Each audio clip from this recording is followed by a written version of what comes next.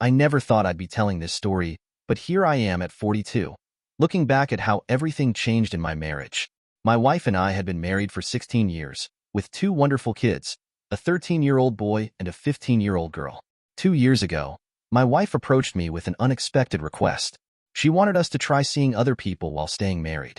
She explained that she felt she had missed out on life experiences since I was her only relationship. When I expressed my disapproval, she made it clear. Either we try this arrangement, or she would file for divorce papers. I didn't want our family to fall apart, so I reluctantly agreed. We set some ground rules: no bringing anyone home, complete discretion about our arrangements, keeping it from the kids and family, health checks for any new partners, and avoiding mutual acquaintances. I had my suspicions that my wife already had someone in mind. Sure enough, the very next day after our agreement, she went out and didn't return until early morning. It was hard to accept, but I kept telling myself it was better than losing my family. Several months passed before I met someone. Through our kids' school orchestra, I met another parent, a divorced mom who shared similar views about keeping things casual. Neither of us wanted a serious relationship, which made everything simpler.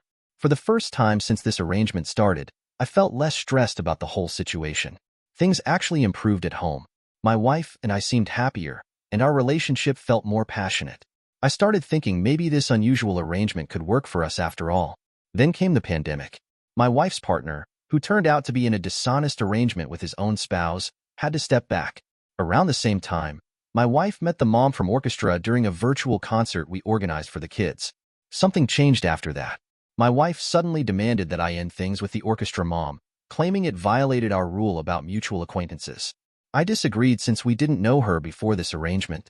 For weeks, my wife kept insisting I end things, despite having been fine with her own situation for over a year. Then came another surprise.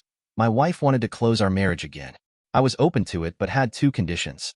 It would stay closed permanently, and she would sign an agreement about financial support if we ever divorced. She completely refused, despite being a stay-at-home mom since our marriage began. Her refusal made me suspicious. Was she planning to reopen the marriage later when it suited her? Would she threaten divorce again if I didn't agree? When I suggested including clauses that would void the agreement in cases like my infidelity, she still refused to discuss it.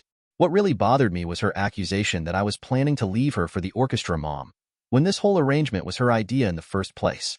She started threatening divorce again if we didn't close the marriage on her terms. I needed to understand what was really happening, so I called the orchestra mom to ask who she might have told about us. She denied telling anyone. That's when I decided to check my wife's location history on her phone and discovered something disturbing. She had been tracking my movements and had deliberately orchestrated meeting the orchestra mom to create problems.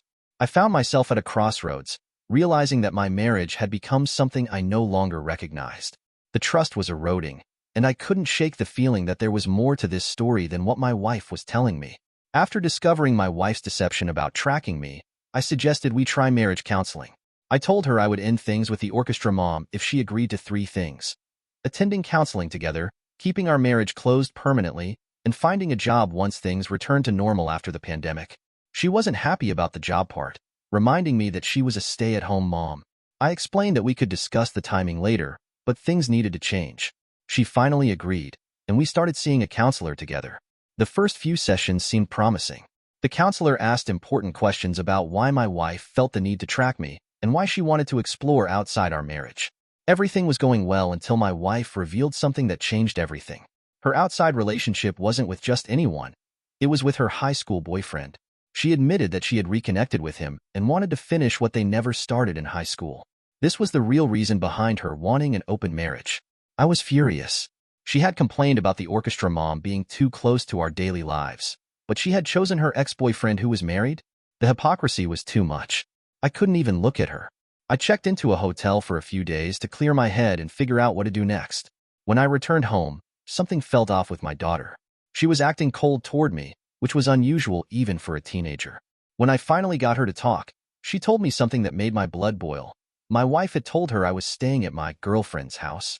I showed my daughter the hotel receipt and explained that her mother and I had a disagreement, and I needed space to think. She broke down crying, and I did my best to reassure her that I loved her and always would. I kept my anger in check, but inside I was furious that my wife would drag our daughter into this. Instead of confronting my wife immediately, I decided to do something else. I found the high school boyfriend's wife on social media and sent her a message. I told her everything about the year-long affair her husband had with my wife, offering to provide any proof she needed. She wasn't entirely surprised and thanked me for telling her. Hours later, my wife burst into our room, screaming that I had broken the confidentiality of our therapy sessions and ruined her friend's life.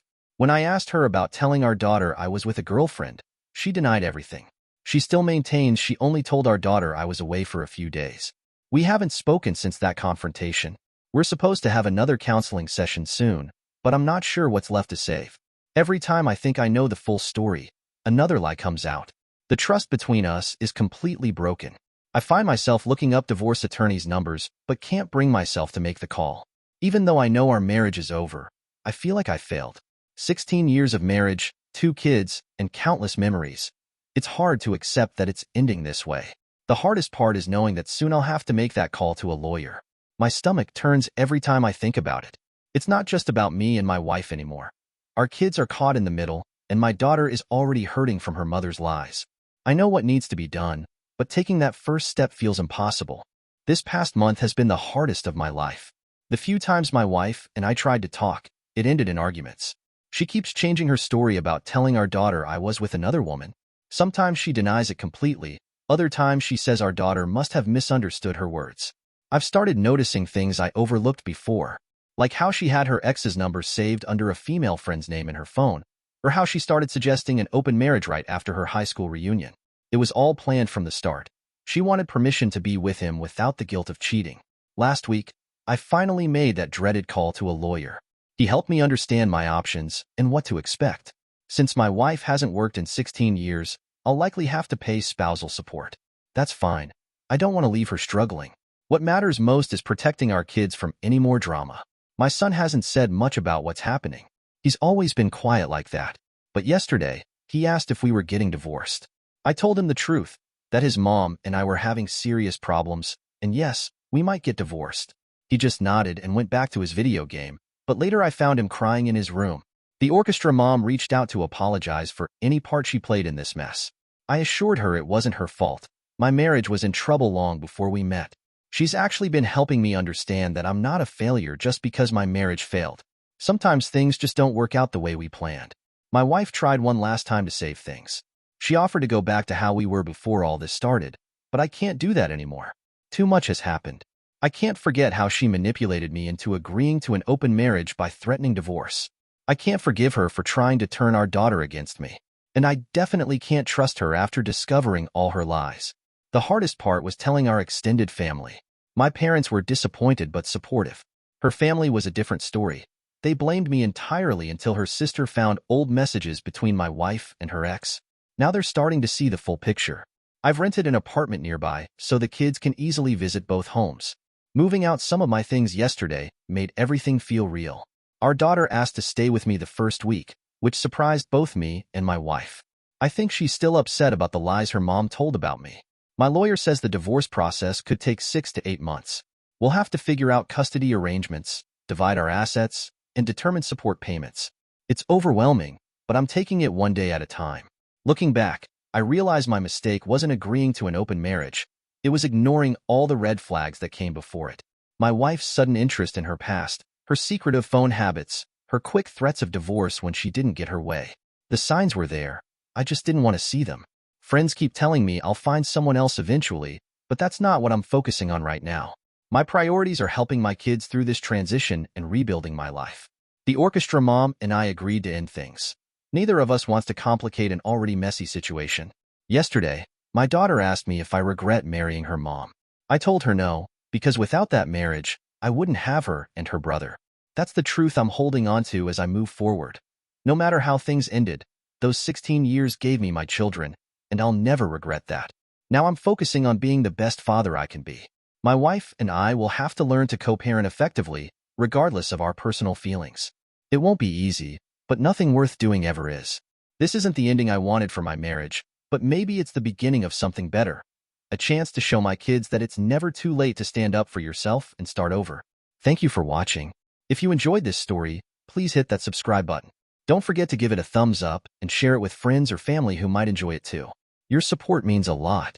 And if you have any thoughts, questions, or story ideas, drop them in the comments below. I'd love to hear from you. See you in the next story.